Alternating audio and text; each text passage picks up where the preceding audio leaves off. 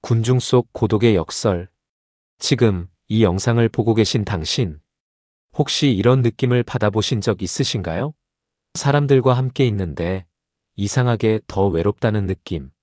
명절에 온 가족이 둘러앉아 있는데 마음 한구석이 텅 빈 것 같은 기분.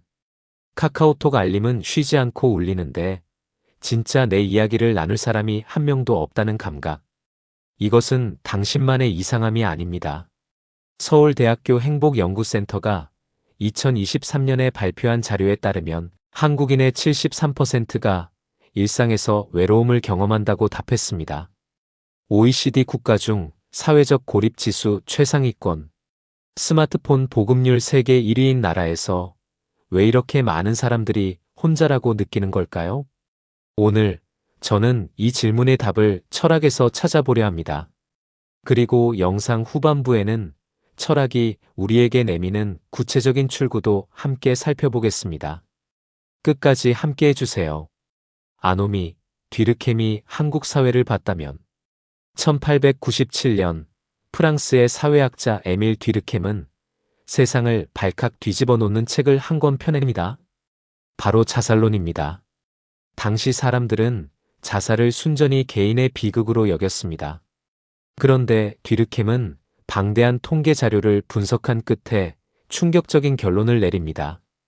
자살은 개인의 문제가 아니라 사회의 문제라는 것입니다. 그는 아노미라는 개념을 제시했습니다. 그리스어로 법이 없는 상태, 즉 규범이 무너진 상태를 뜻합니다. 사회가 너무 빠르게 변하거나 전통적인 공동체의 규범이 급격히 해체될 때 개인은 자신이 어디에 속해 있는지, 무엇을 위해 사는지를 잃어버리게 됩니다. 그 결과는 깊고 구조적인 고독입니다. 자, 이제 한국을 생각해 봅시다. 한국은 불과 50년 만에 농경사회에서 세계 10위권 경제대국으로 이행했습니다. 조부모 세대는 논밭에서 살았고 부모 세대는 공장에서 살았으며 자식 세대는 스마트폰 앞에서 살고 있습니다. 세 세대가 전혀 다른 세계에 살고 있는 것입니다. 전통 마을 공동체는 사라졌고 그것을 대체할 새로운 공동체는 아직 만들어지지 않았습니다. 뒤르켐이 살아있었다면 그는 아마 이렇게 말했을 겁니다. 이것이 바로 내가 말한 아노미다. 한국은 전 세계에서 가장 극단적인 아노미의 실험장이다. 여기서 중요한 질문이 하나 생깁니다. 아노미가 고독을 만든다면 왜 한국인은 그 고독을 드러내지 못할까요? 이 질문의 답이 다음에 있습니다. 체면과 하이데거, 타인의 시선 속에서 사라진 나. 체면. 이 두 글자는 한국인의 일상을 지배하는 무언의 규칙입니다. 몸체, 남면. 말 그대로 타인에게 보여지는 몸과 얼굴, 즉 타인의 시선에 의해 정의되는 나 자신입니다. 유교 철학에서 체면은 단순한 자존심이 아닙니다. 이것은 공동체 내에서 자신의 위치를 지키고 관계의 질서를 유지하기 위한 사회적 규범이었습니다. 공자는 논어에서 군자는 홀로 있을 때도 삼간다라고 했습니다. 타인의 시선이 없어도 스스로를 단속하는 것, 이것이 유교적 인격의 이상이었습니다. 그런데 현대 한국에서 체면은 어떻게 변했을까요? 그것은 내면의 도덕이 아니라 외부의 평가에 종속되는 불안한 자기관리로 변질되었습니다. 자신이 어떻게 보일까를 끊임없이 계산하는 삶. 감정을 솔직하게 드러내는 것이 나약함으로 여겨지는 문화. 외롭다고 말하는 것조차 체면이 깎이는 일로 느껴지는 사회.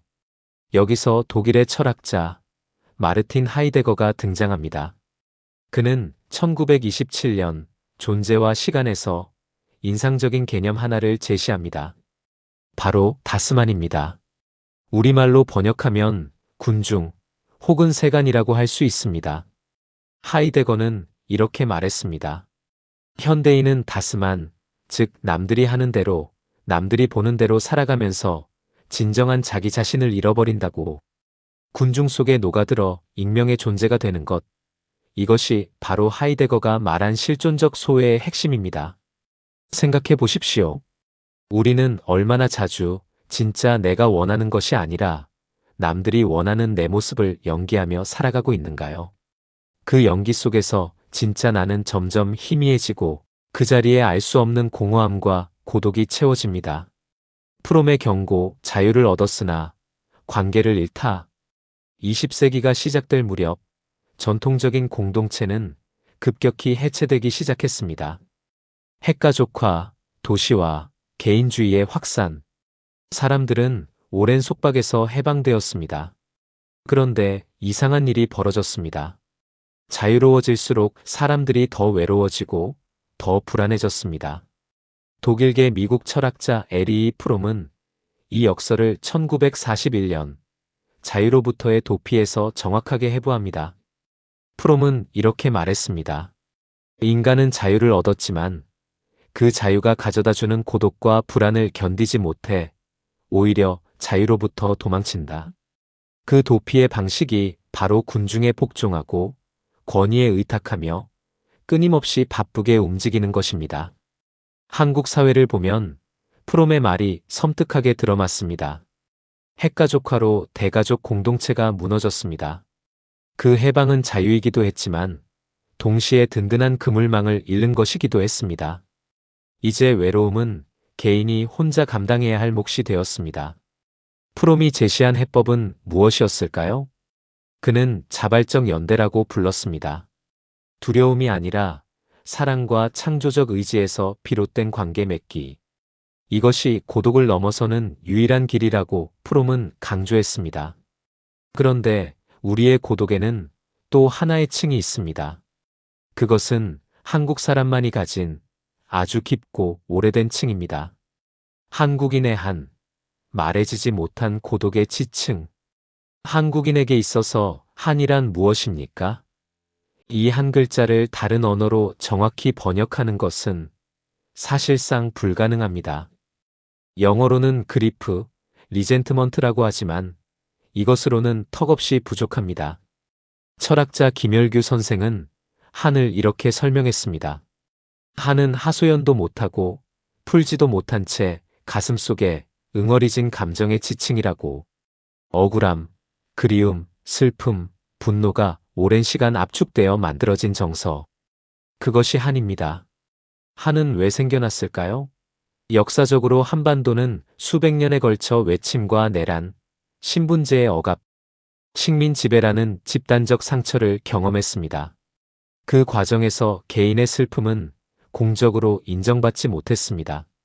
울음도 제대로 울지 못하고 억울함도 제대로 말하지 못한 채 살아야 했던 사람들이 그 감정을 안으로 삭혔습니다.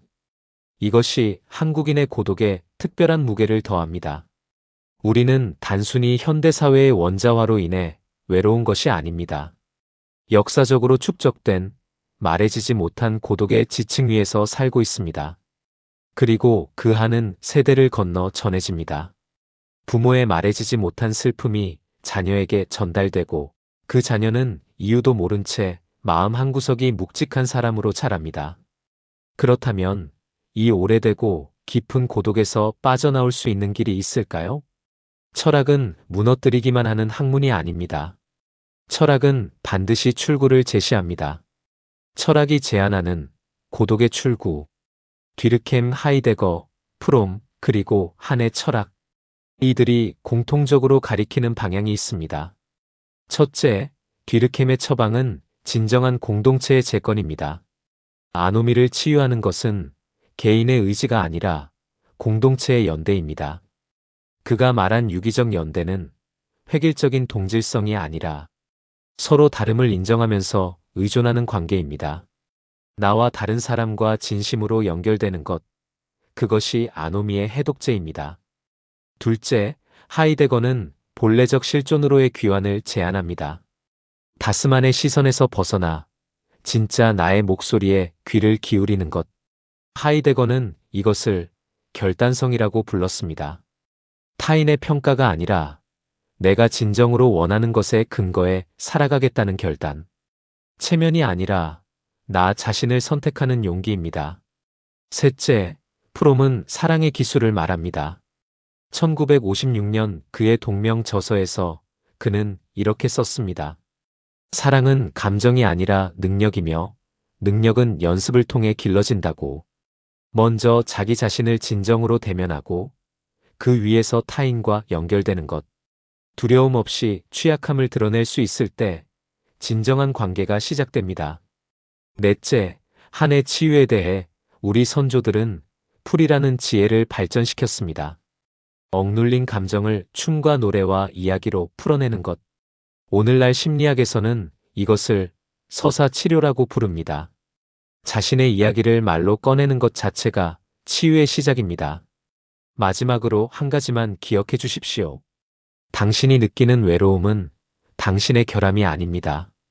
그것은 수백 년의 역사와 급격한 사회 변화가 만들어낸 구조적 상처입니다. 그 사실을 아는 것만으로도 자신을 향한 가혹한 비판을 멈출 수 있습니다. 그리고 그 멈춤이 진정한 연결을 향한 첫걸음이 됩니다.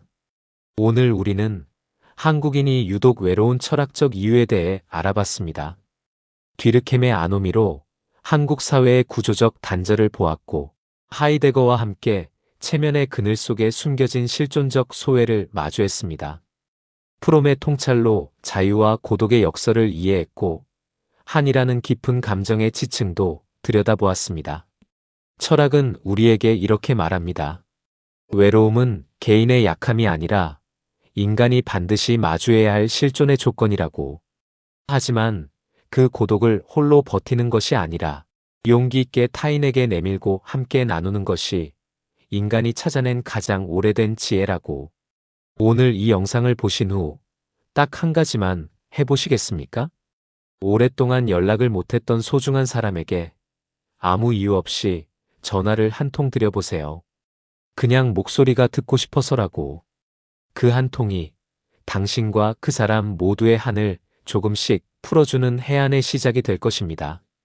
다음 영상에서는 에리 프롬의 사랑의 기술을 더 깊이 들여다보겠습니다.